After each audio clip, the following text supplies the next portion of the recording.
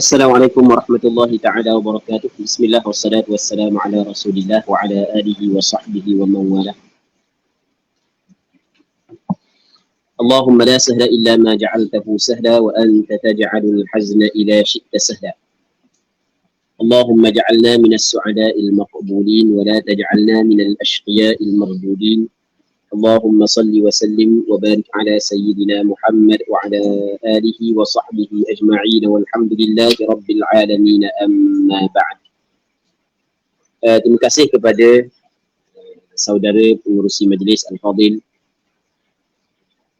Ustaz saudara pengurusi majlis hafizahullah subhanahu wa ta'ala. Tidak lupa juga kepada pihak penganjur muslimin muslimat yang mengikuti pengajian kitab Minhajul Talibin anjuran doa Dung Bulu Gading.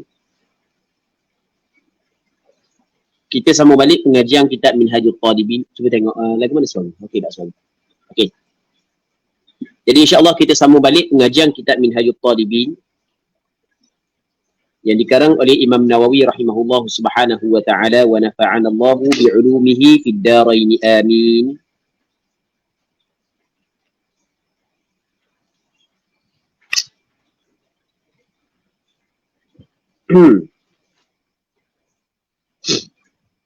Kat mana kita?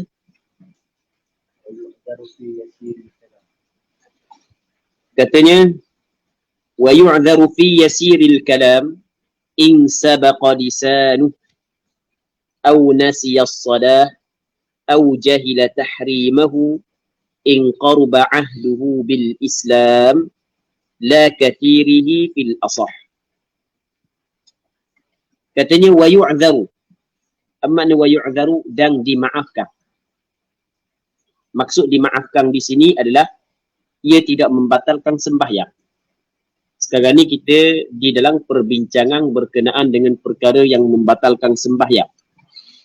Antara perkara yang membatalkan sembahyang adalah bercakap. Bercakap dengan percakapan manusia.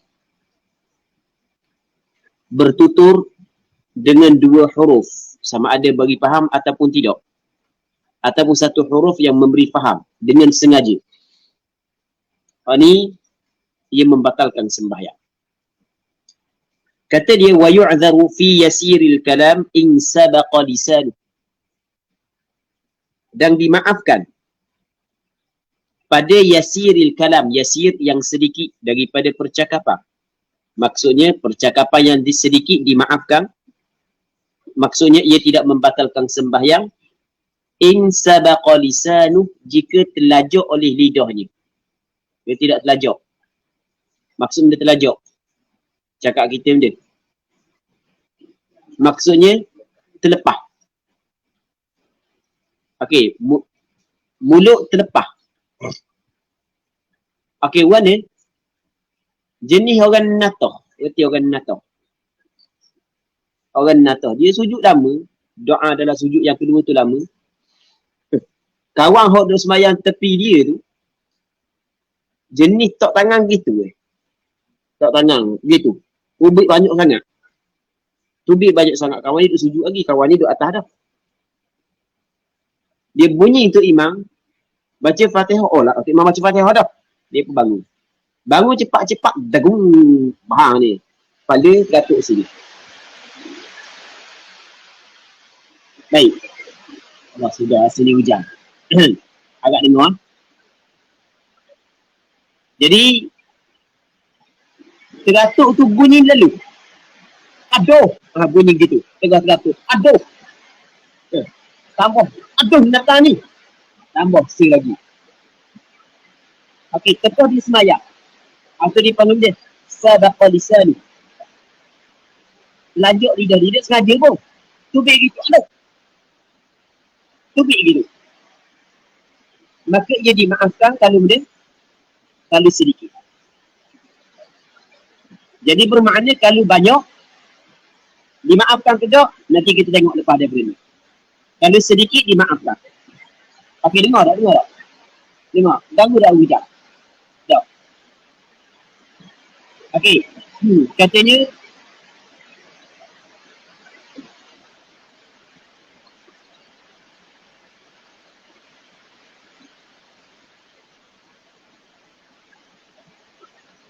Au nasiyas salah. Ataupun ia lupa sembahyang. Siapa ada ni? Ada siapa ada? Ada siapa ada? Ni. Ha. Ada tak? Ada bincang tak? Ada. Dengar.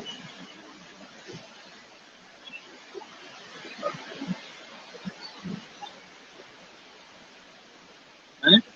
Tidak. Au nasiyas salah ataupun dia lupa sembahyang. Dia cakap sana tu dia lupa bahawa dia sedang sembahyang. Okey, dia lupa dia sedang sembahyang. Ingat tak sembahyang? Tengah-tengah dia sembahyang, tiba-tiba orang telefon. Akak lalu. Hello. Kawan dia kata, buat benda lah. Aku tengah sembahyang. Okey. Kemudian, nasiyah salah, dia lupa dia sedang sembahyang. Maka dimaaf kalau sedikit percakapan dia. Au jahila tahrimahu, ataupun dia tidak tahu tahrim, pengharamannya. Dia tidak tahu tak boleh cakap dalam sembahyang. Dia tak tahu tak boleh cakap dalam sembahyang. Dia ingat tak apa cakap dalam sembahyang. Rupanya ada oleh. Dia ingat kata dah lepas dah daripada baca Fatihah. Ada apa nak cakap sikit-sikit. Apa dah? Teka-teka kak. Tunggu tu Imam Habib baca subuh. Dia tanya kawan dia. Kenapa pergi? Mula apa dah? Kawan dia kata. Kawan dia. Maggie dah apa dah? Tanya pula. Atau jahilah tahrimahu, dia jahil akan tahrimnya, pengharamannya bercakap. Maka dimaafkan sedikit, tapi dengan syarat. Dimaafkan sedikit, tapi dengan syarat. Syarat dia adalah in qarba'aduhu bin Islam. Jika hampir masanya dengan Islam. Maksudnya hampir masanya dengan Islam. Maksudnya baru memeluk Islam. Jika jahilan yang dimaafkan dua. Yang pertamanya baru memeluk Islam, yang keduanya dia jauh daripada alim ulama. Jadi kalau kejahilan itu dimaafkan, maka bercakap yang sedikit kerana kejahilan terhadap hukum, maka juga dimaafkan. Ia tidak membatalkan sembahyang. Baik. Dia kalau banyak, warna kalau banyak. Katanya, la kathirihi, la huruf ataf. Kathirihi ataf pada yasiril kalam. Okey, boleh faham? La harfu aflin kathirihi ataf pada yasiril kalam.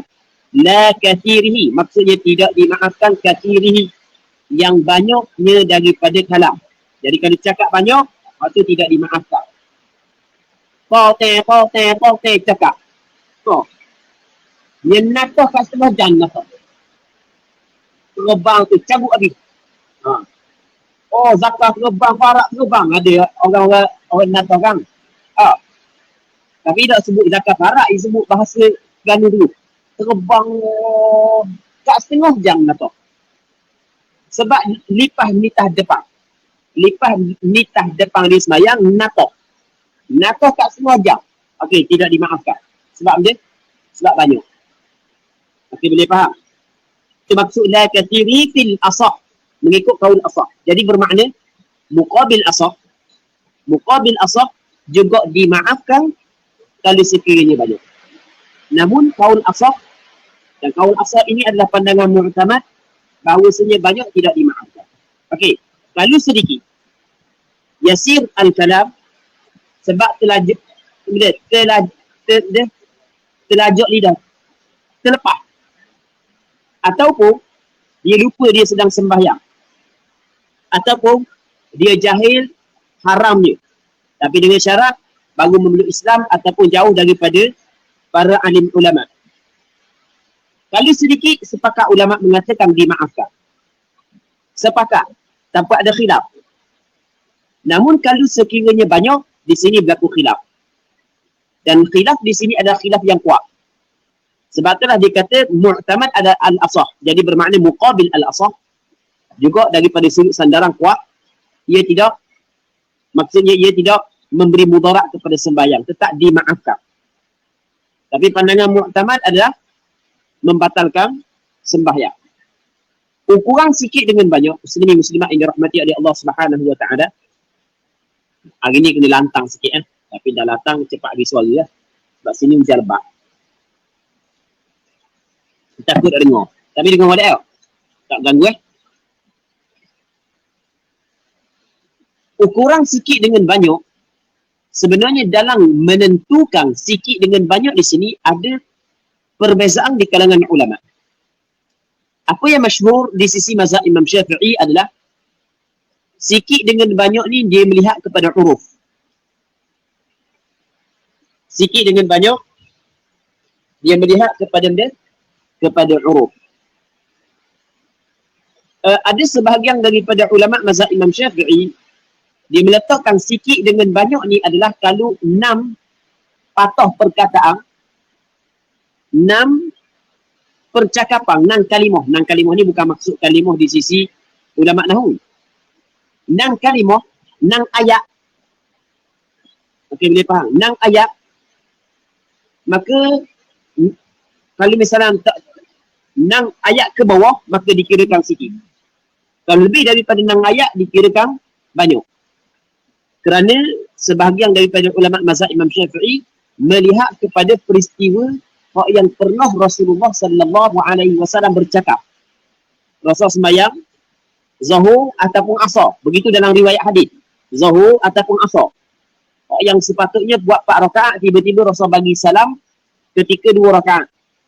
Maka ketika tu sahabat-sahabat yang lain senyap. Dia kata bela.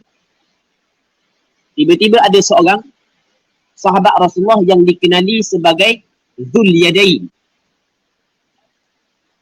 Dikenali Dzul Yadain. Ni adalah laqab dia. Orang yang mempunyai 2 tangan. Bukan maksud dia seorang 2 tangan. Orang lain 2 tangan juga. Cuma oleh kerana tangan dia berbeza dengan tangan orang lain. Lebih panjang sikit. Sampai ke diberi gelaran sebagai Dzul Yadain. Dia terus tanya Rasulullah SAW, adakah sembahyang telah diqasarkan ataupun melupa wahai Rasulullah? Adakah sembahyang telah diqasarkan ataupun melupa wahai Rasulullah sallallahu alaihi wasallam? Maka Rasulullah sallallahu alaihi wasallam kata kedua-duanya tidak. Dia kata salah satu daripada keduanya berlaku. Maka Rasul tanya kepada sahabat Rasulullah, apakah benar yang dikatakan oleh Dzul Yadain? Maka sahabat kata ya. Maka Rasul menyambung balik kembali sembahyang tersebut.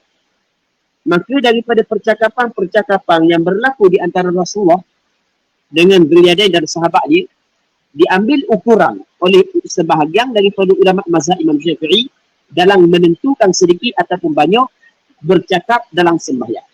Okey, boleh faham? Baik. Katanya wa fit tanahnuhi wa nahwihi lil ghalabati wa ta'adduril qiraati.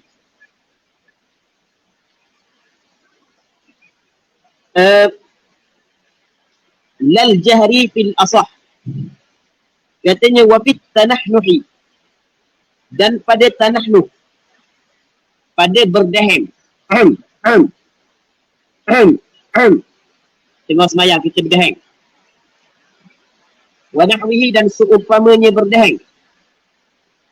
Lil ghalabah, kerana ghalabah benda tidak dapat nak dielokkan dah. Wa ta'adzur al-qira'ah, dan kerana ta'adzur al-qira'ah.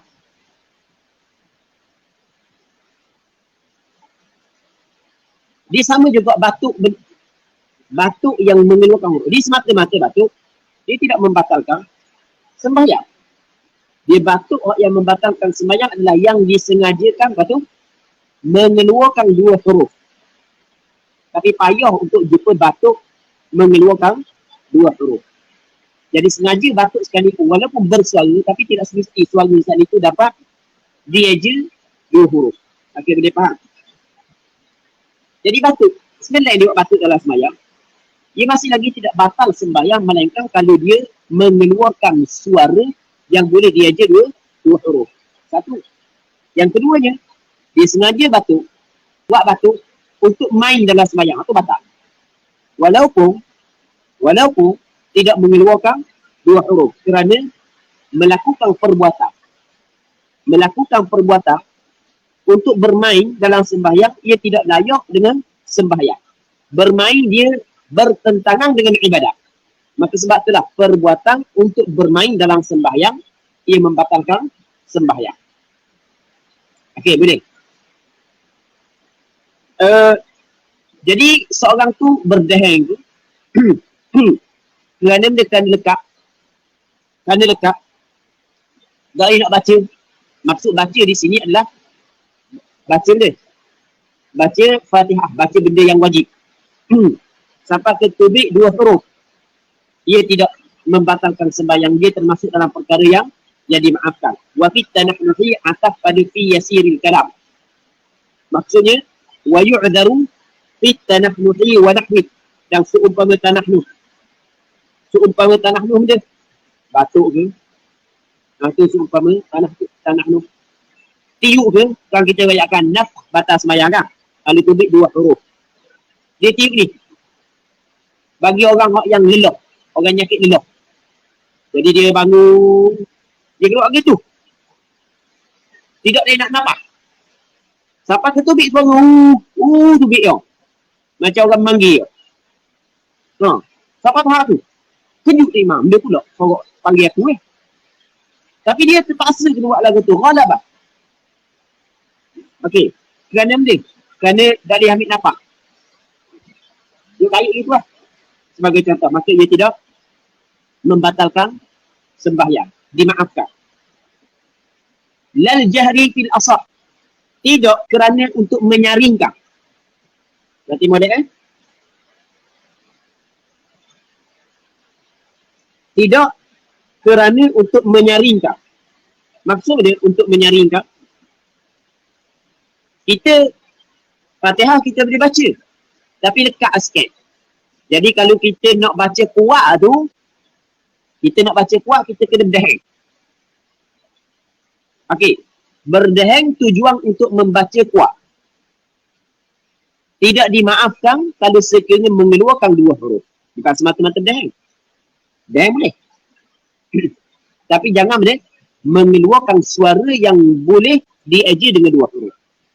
Okey, boleh faham? Kerana menyaringkan bacaan, ia bukanlah benda yang wajib. Bukan benda yang sunat. Okey, boleh faham? Maka tidak boleh, tidak ada darurah untuk kita melakukan perkara yang sunat sehingga terpaksa kita melakukan perkara yang dilarang. Tapi ini mengikut kaul al-asah. Jadi bermakna muqabil al-asah, untuk melakukan perkara yang sunat, menyaringkan sehingga mengeluarkan dua huruf atau satu huruf yang memberi faham, tetap diudurkan, tetap ia tidak membatalkan sembahyang. Jelas? Seterusnya kita masuk dalam perbahasan baru, iaitu katanya, bukan perbahasan baru, perbahasan berkait dengan yang membatalkan sembahyang. Maksudnya ini masuk masalah lain. Itu perbahasan baru, maksudnya masalah lain. Katanya walau ukriha 'alal kalam batalat fil adhar. Sekiranya ukriha, pada ukriha dipaksa. Apa makna dipaksa? Ada seseorang yang memaksa dia. Itu makna dipaksa. Ada seorang yang memaksa dia. 'Alal kalam, dipaksa untuk bercakap. Maka ketika itu batalat fil adhar. Batallah ia sembahyang fil adhar, pada qaul al-adhar. Mengikut pandangan al-adhar, bahawasanya apabila seorang tu dipaksa untuk bercakap dalam sembahyang, batal sembahyang. Batal ni bukan batal sebab dipaksa. Kena perhati molek. Sebab dia batal. Sebab dia batal. Sebab bercakap. Jadi bermakna perkataan Imam Nawawi perlu lagi kita kena huraikan. Maksudnya, jikalau seorang tu dipaksa untuk bercakap dan cukup syarat paksaan, tiba-tiba dia bercakap kerana dia dipaksa. Tiba-tiba dia bercakap kerana dia dipaksa. Maka batal mengikut qaul al-adhar. Bukan semata-mata dipaksa tu batal semayang, bukan. Yang membatalkan semayang bukan dipaksa. Benda yang membatalkan semayang. Bercakap. Okey, itu kita kena faham. Okey, sebagai contoh. Kawan ni tengah semayang. Mari seorang, mana? Orang tu, mana orang tu? Mana orang tu? Nak marah Dia mari tanya. Kawan ni tengah semayang. Ada jenis orang bodoh, memang bodoh sungguh. Tengah semayang pun dia paksa suruh orang cakap. Dia pegang tiket kok. Mau nak mati ke tak? Cakap bawa mana dia? Tiba-tiba orang tu kabur. No, dia nesu. Celah ragu. Hidup situ. Batal tak semayang dia? Batal. Walaupun dipaksa. Okey, kenapa kok kalau kita buat persoalan? Kenapa kok benda yang dipaksa dia buat batal sembahyang sebab dia? Sebab berlaku paksaan untuk bercakap dalam sembahyang adalah perkara yang nadir. Berarti molek. Boleh? Perkara yang nadir. Perkara yang nadir. Yang jarang berlaku. Maka apabila benda tu jarang berlaku, maka tidak diambil kira. Okey, boleh faham? Tidak diambil kira. Benda yang jarang berlaku. Jadi apabila tidak diambil kira, maka sebab itulah walaupun dia dipaksa tetap batal sembahyang dia. Tapi mengikut qaul al-azhar. Muqabil al-azhar tidak batal sebab dia dipaksa. Tapi dengan syarat. Dia bercakap sekadar yang dipaksa sahaja. Sebab kena ingat, setiap benda yang diharuskan kerana darurah, maka perlu dibataskan dengan batasan. Ma ubiha lid-darurati yuqaddaru biqadriha. Apa hak yang diharuskan dengan darurah, maka disakatkan dengan sakatannya. Ya, cekak ekor. Tak bisa tekok, suruh kita kabur. Mana orang tu? Okey, kita kabur ada situ. Okey, cukup. Kalau ada situ, mu ni. Aku tengah mayang pun, cekak ekor aku. Itu lebih. Lebih daripada benda yang dipaksa. Dia batas mayang. Dia cekak Munawim dia kalau aku kabur. Munawim dia kalau aku kabur. Sebagai contoh. Munawim bagi aku buku. Sebagai contoh. Okey, itu lebih daripada benda yang dipaksa. Maka itu tidak dimaafkan. Jadi, katanya walau nataqa binazmil Qur'ani biqasdi at-tafhim kaya Yahya khudil kitab in qasada ma'ahu qira'atan lam tabqul wa illa batalat wa la tabqul bizikri wad du'a illa an yukhatiba ka qawlihi li'aqis yarhamukallah. Tengok jang dah. Sakit kok dah lek.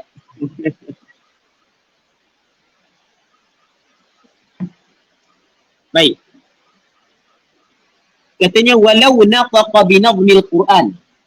Sekiranya bertutur ia seorang dengan nazam Quran. Apa nazam Quran? Dengan susunan Al-Quran. Dia bertutur dengan susunan Al-Quran. Maksudnya dia bertutur dengan susunan Al-Quran, dia berlafaz dengan ayat Al-Quran. Dia berlafaz dengan ayat Al-Quran. Tapi biqasdi tafhim, dengan qasad untuk memberi faham. Dia bertutur dengan ayat Al-Quran, tapi qasad dia memberi faham. Okey, dia faham? Dengan qasad dia memberi faham. Benda. Biar tak ya? Dia siapa? Tak apa-apa. Ganggu. Biar. Contoh kaya Yahya khudil kitab. Seperti Ya Yahya khudil kitab. Apa dia Ya Yahya? Wahai Yahya, khudil kitab. Ambil olehmu akan kitab itu. Assalamualaikum. Kawan dia mari rumah dia. Waalaikumsalam. Assalamualaikum. Dia tak jawab. Salam mula-mula. Kawan dia mari rumah dia. Kawan dia kata, Assalamualaikum. Tengok ada. Mak. Ni barang ni. Pinjam kejap boleh tak? Ni barang ni, pinjam kejap boleh tak? Dia tengah membayar, dia kata ni, Ya Yahya khudil kitaba biquwwah. Kalau dia faham bahasa Arab. Wahai Yahya, ambil olehmu akan kitab itu dengan kekuatan. Oh, jadi dia suruh ambil Tengah semayang dia kata lagu tu. Okey, boleh faham? Mak, oh mak. Boleh dah masuk Udkhuluha bisalam. Ada tak ayat itu? Ada tak? Ada. Masuklah ke dalamnya dengan salam. Dia kata gitu. Faham? Okey. Kawan dia duduk dalam rumah dia, Amba nak pergi dulu Boleh tak Amba nak tubik dulu Wa qalat ikhruj alaihin. Berkatalah ia, siapa? Zulaikha kepada Yusuf. Ukhruj alaihin. Keluar kepada mereka itu. Jadi, dia guna ayat Al-Quran dengan qasak untuk memberi faham kepada orang lain.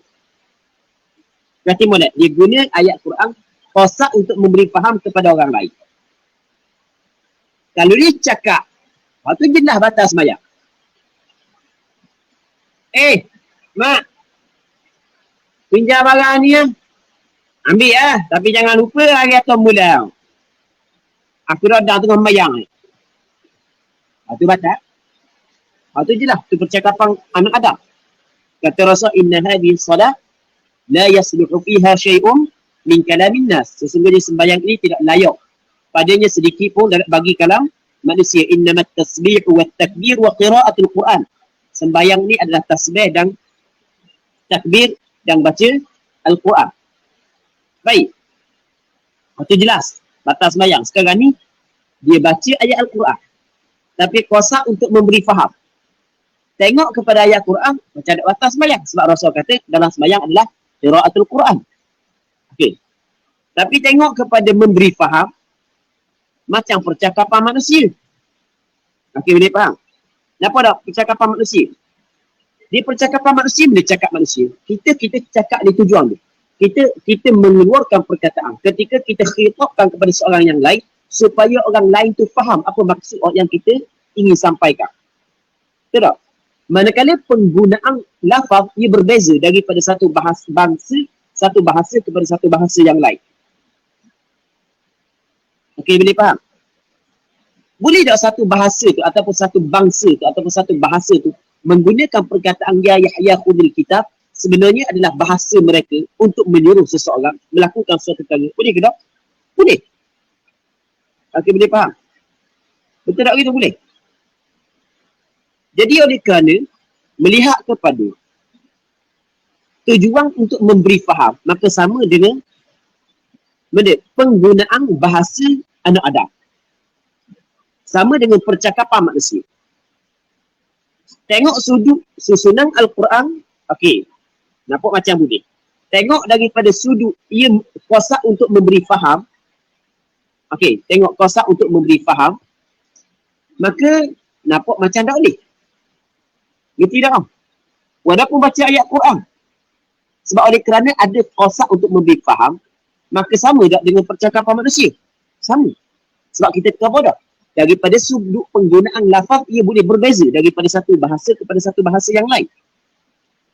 Boleh tak seorang saat itu dia guna dalam bahasa dia, cipta dalam bahasa dia kalimah ya Yahya khudil kitab adalah untuk menyuruh seseorang melakukan suatu perkara. Boleh ke tak? Boleh. Faham tak lagi? Jelas tak? Jelas tak? Okey.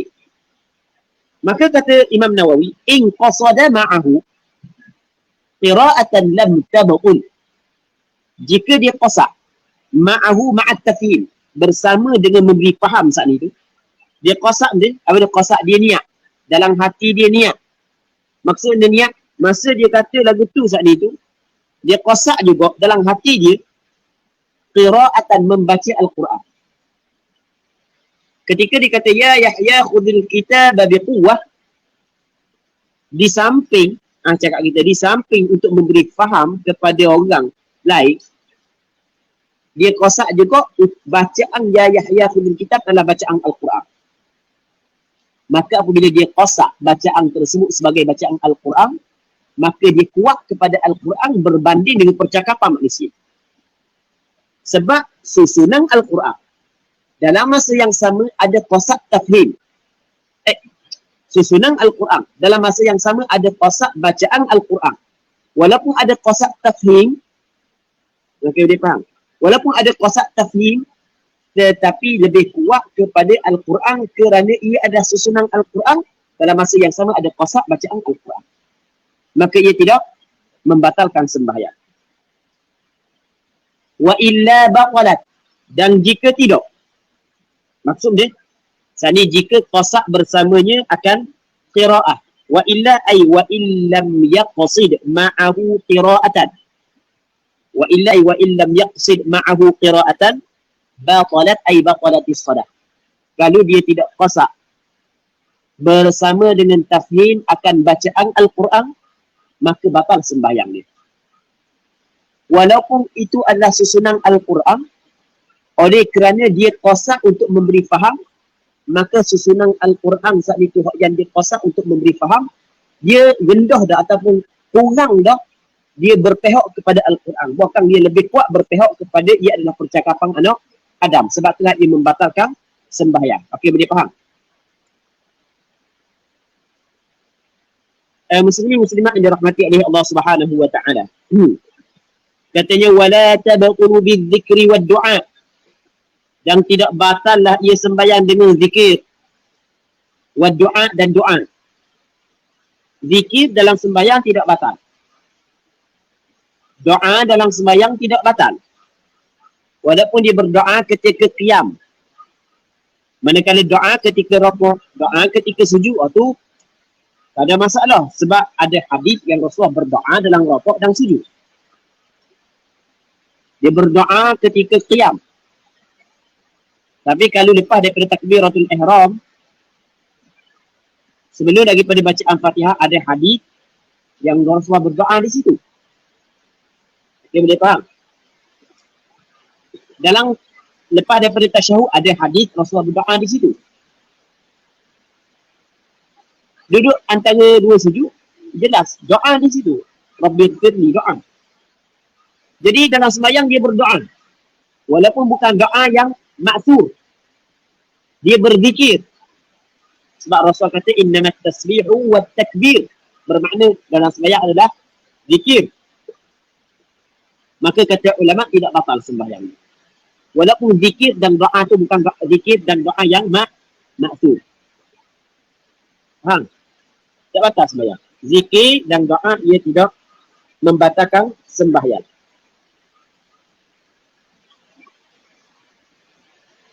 Illa ayyu khatab.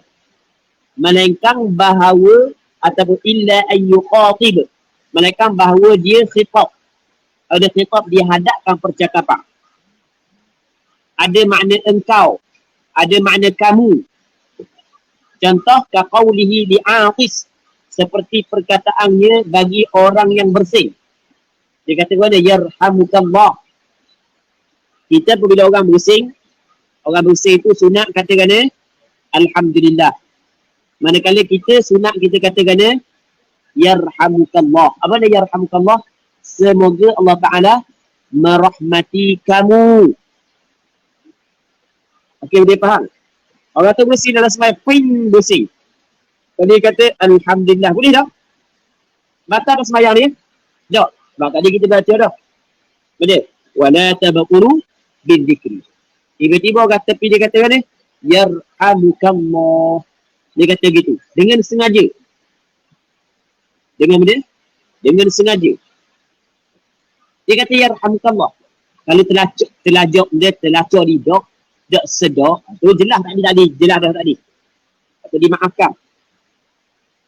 Dengan sengaja dia kata dia yarhamukallah. Dia kata gitu. Maka dia batal sembahyang dia. Okey, boleh faham? Sebab ada dia Ada khitab. Jadi apabila ada khitab, maka walaupun doa, tetapi dia lebih kuat kepada percakapan manusia kerana ada khitab. Faham? Faham lagi yang? Dia sama juga dengan ada sebahagian daripada imam. Sebahagian daripada imam. Yang mana ketika jabat agama suruh baca qunut nazilah. Maka biasa lepas daripada semayang, dia baca doa. Lepas tu dia katakan ni. Biasa doa. Ghafarallahu lana wa lakum. Birahmatika ya arhamar rahimin. Dan doa dia sebut sama. Contoh, ghafarallahu lana wa lakum. Birahmatika ya arhamar rahimin. Tiba-tiba dalam doa qunut nazilah, dibaca juga ghafarallahu lana wa lakum birahmatika ya arhamar rahimin. Batal sembahyang. Sebab apa? Sebab ada khitab lakum. Dia boleh faham? Ada khitab. Tetapi batal sembahyang kalau sekiranya sengaja. Okey, baca dengan sengaja. Dia tahu hukum haram. Jadi kalau si imam tahu hukum haram, dia tak buat dah. Sebab dia tak tahu hukum haram. Maka sebab tu lah dia buat. Cuma kejahilan yang dimaafkan ketika nak dua. Yang pertama dia baru masuk Islam, yang keduanya jauh daripada para ulama.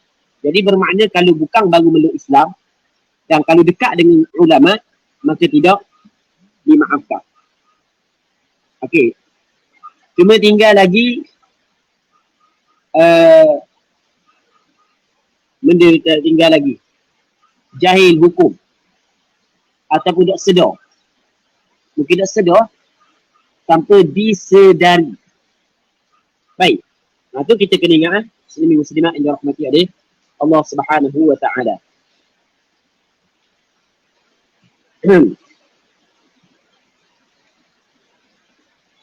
Walau sakata tawilan bila gharadin lam tabqul fil asah.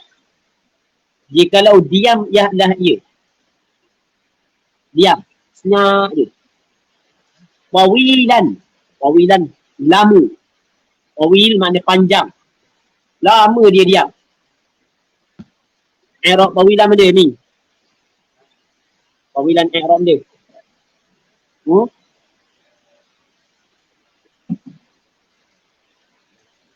So, i'rab dia tawilan.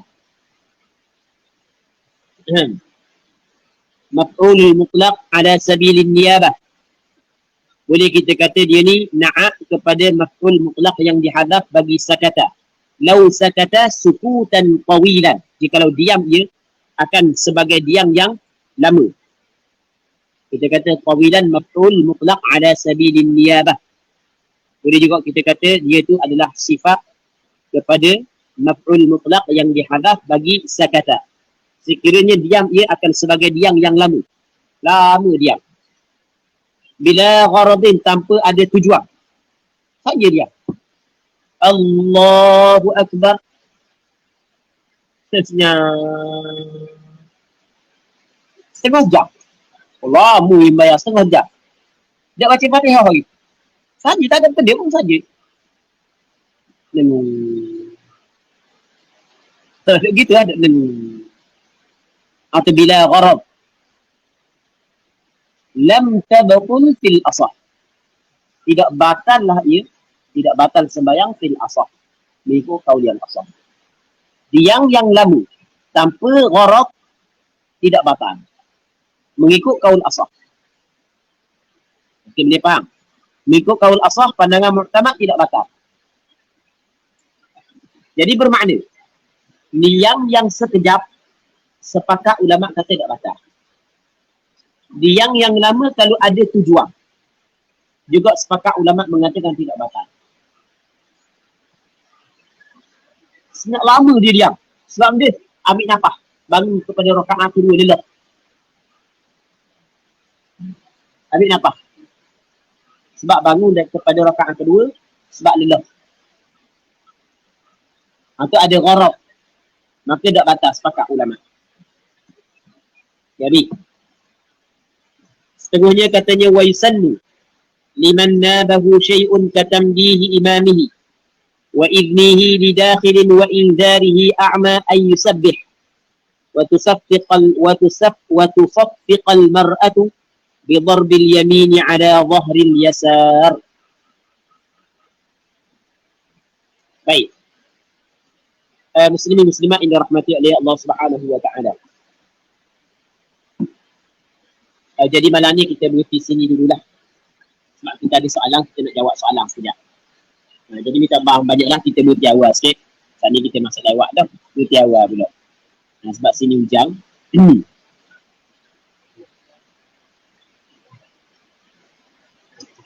Baik. Kita ada soalan daripada saudari Syafiqah Yusuf. Assalamualaikum warahmatullahi wabarakatuh. Waalaikumsalam Ustaz. Izin bertanya, apakah hukum pakai inhaler ketika solat? Di situ seorang itu banyak melakukan pergerakan tangan. Mohon pencerahan dari Ustaz. Jazakallahu khair. Jadi tengah sembahyang dia pakai inhaler. Tengah sembahyang dia pakai inhaler.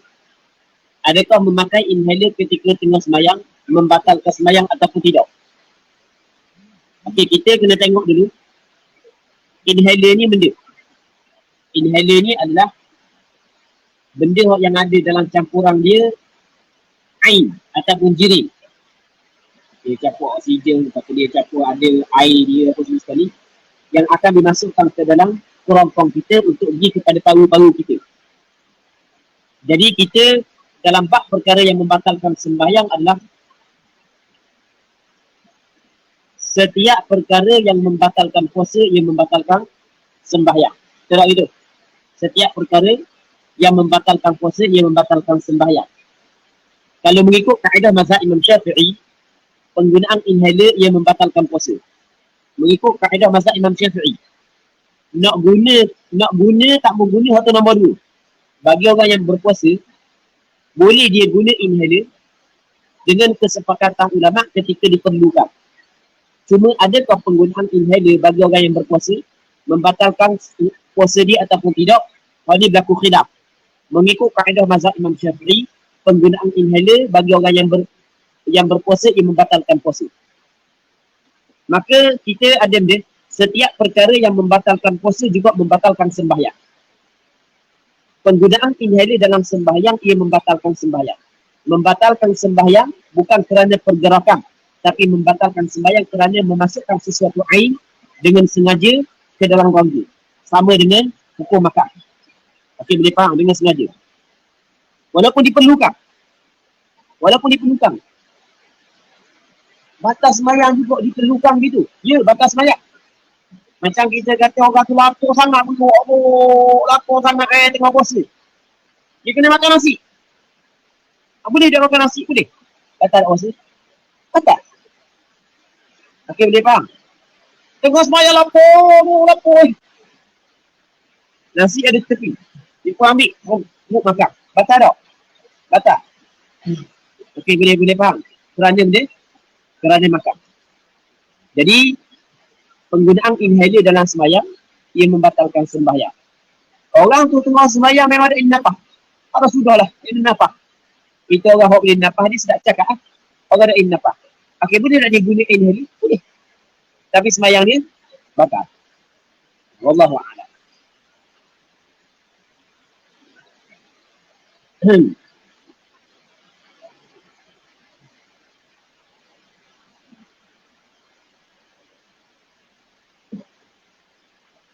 Assalamualaikum Ustaz, adakah takbir intiqadat yang dijaharkan imam dengan qasak semata-mata memberitahu atau faham kepada makmum yang rukun sedang dipindah membatalkan solat? Okey, gini, soalan daripada saudara Hafizan Khairi hafizahullah ta'ala. InsyaAllah kita akan jawab pada malam esok. Berkenaan sebab malam esok kita akan bincang berkenaan dengan takbir intiqadat. InsyaAllah, kalau siapa kita akan bincang pada malam esok dan kita akan jawab dulu soalan ni ke malam esok. Baik, okey, kita ada soalan. Minggu lepas.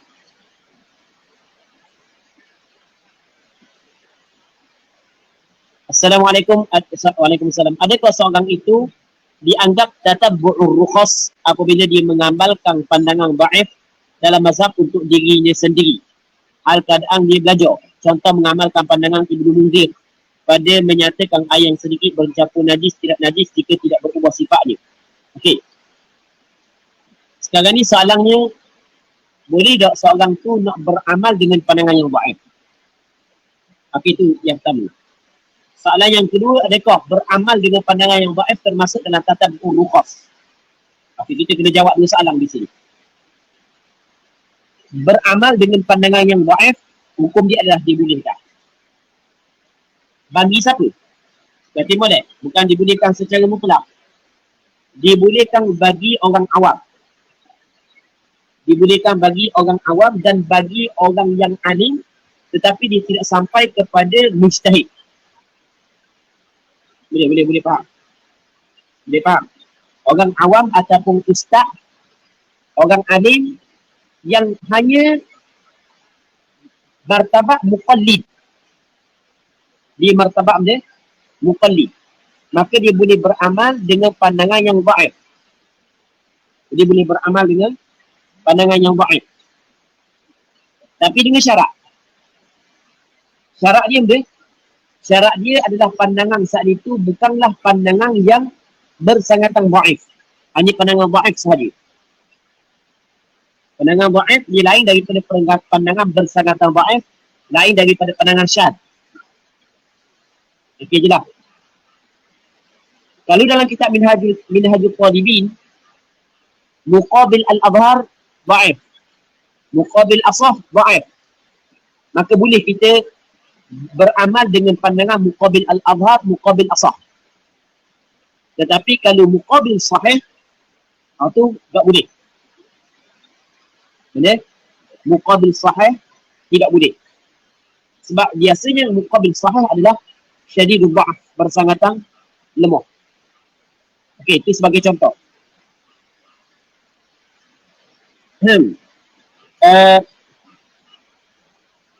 Dalam kitab I'anatul Talibin, cuma kita ada satu syarat lagi. Nanti kita akan sebut syarat yang kedua.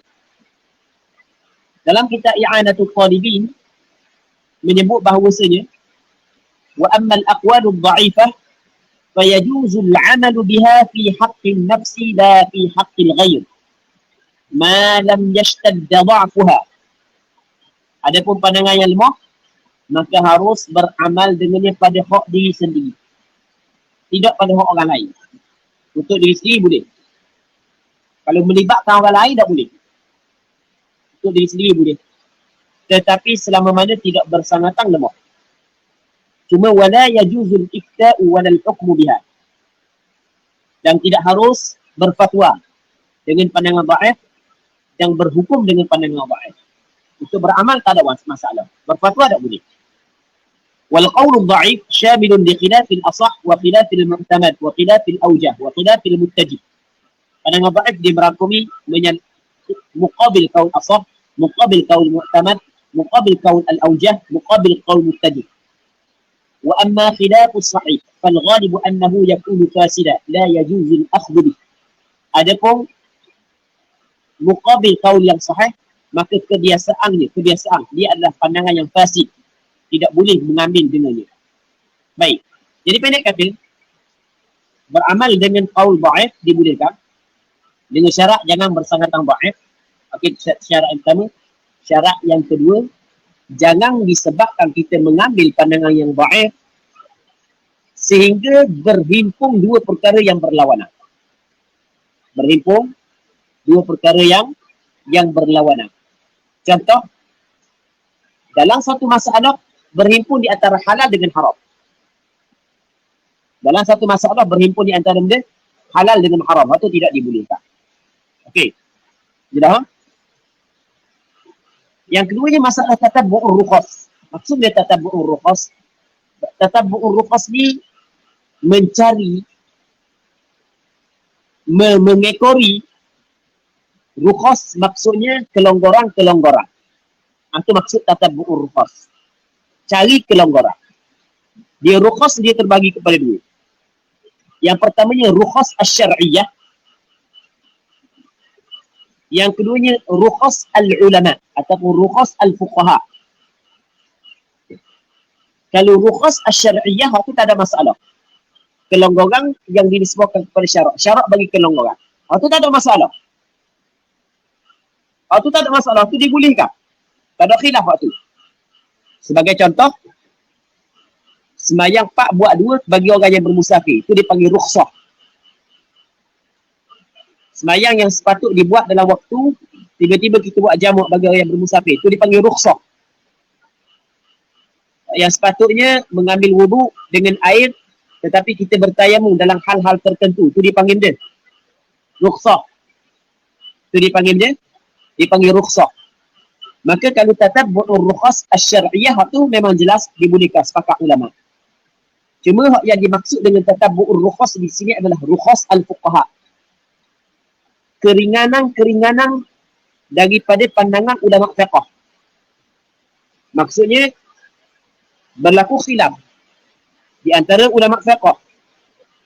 Ulama A mengatakan sekian, ulama B mengatakan sekian. Ulama A kata sekian, susah sikit. Ulama B kata sekian, ringan. Maka dia ambil pandangan ulama B dalam masalah ni. Bab lain pula. Ulama A kata ni, ulama B kata ni. Oh, ulama A kata ringan. Dia ambil ulama A pula.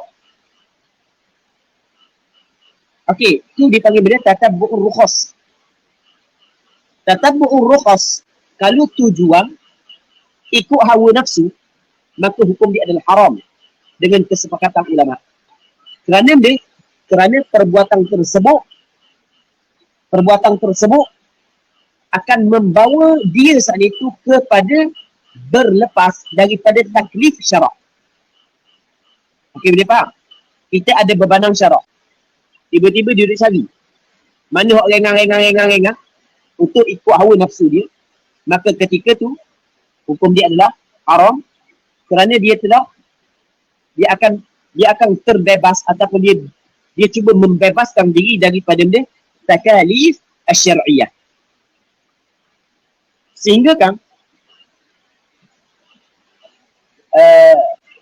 Imam Sulaiman At-Taimi disebut lagu mana? Lau akhadta bi rukhsati kulli 'alimin aw zallati kulli 'alimin ijtama'a fika asy-syarru kullu. Kalau sekiranya mengambil rukhsah setiap orang alim, kelonggaran setiap orang alim. Orang ni ada kelonggaran ni, orang ni ada kelonggaran ni, ada orang ni. Ataupun zallah kulli 'alim, kesilapan setiap orang alim. Setiap orang alim selama mana dia bukan Nabi, dia tidak terlepas daripada melakukan kesilapan. Atau kita kena terima. Hebat lagu mana dia pun. Oh, dia mufti dunia. Dia syekhul ulama. Tetapi selama mana dia saat itu bukan Nabi, maka tidak terlepas daripada melakukan kesilapan. Apatah lagi kalau sekiranya dia terjebak dengan pemerintah. Apatah lagi apabila dia terjebak dengan pemerintah. Maka ada kesilapan-kesilapan dalam hukum-hukum tertentu yang dia cuba buat kerana untuk sama dengan pandangan pemerintah. Kalau kita ikut setiap kesilapan orang alim, maka kata Sulaiman At-Taimi, ijtama'a fika syarru kullu, berhimpun pada engkau segala kejahatan, keburukan. Baik. Tatabbu'ur rukhas tidak boleh diboleh kerana tujuan hawa nafsu. Tetapi beramal dengan kaum dhaif adalah dibolehkan, tapi dengan syarat-syarat tertentu. Okey, itu jawapan kepada soalan tersebut. Wallahu a'lam.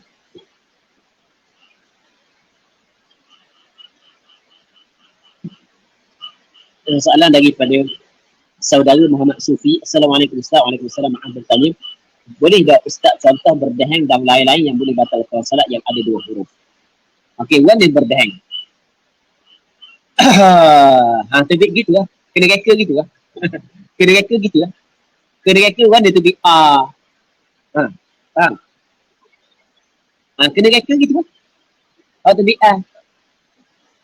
yang benda boleh membatalkan solat. Wallahu a'lam. Wallahu a'lam.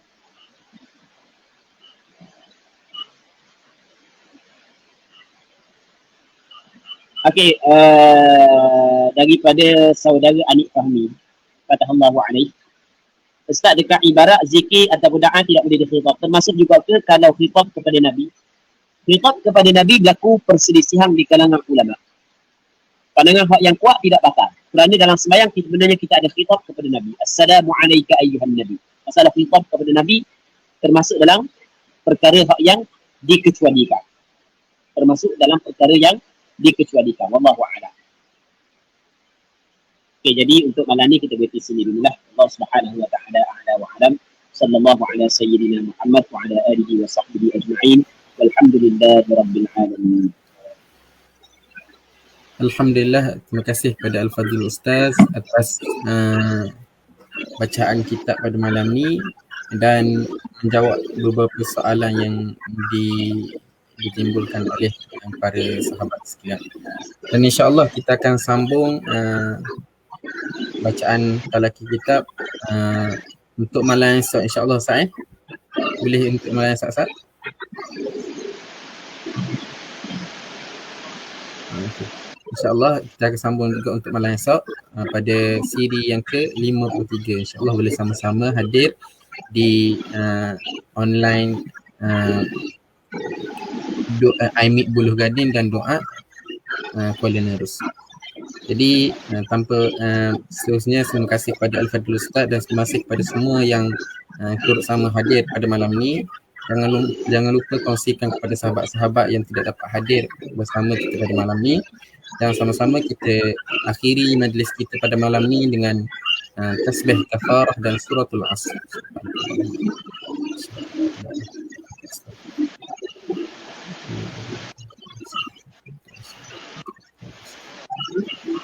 Allahu a'lam.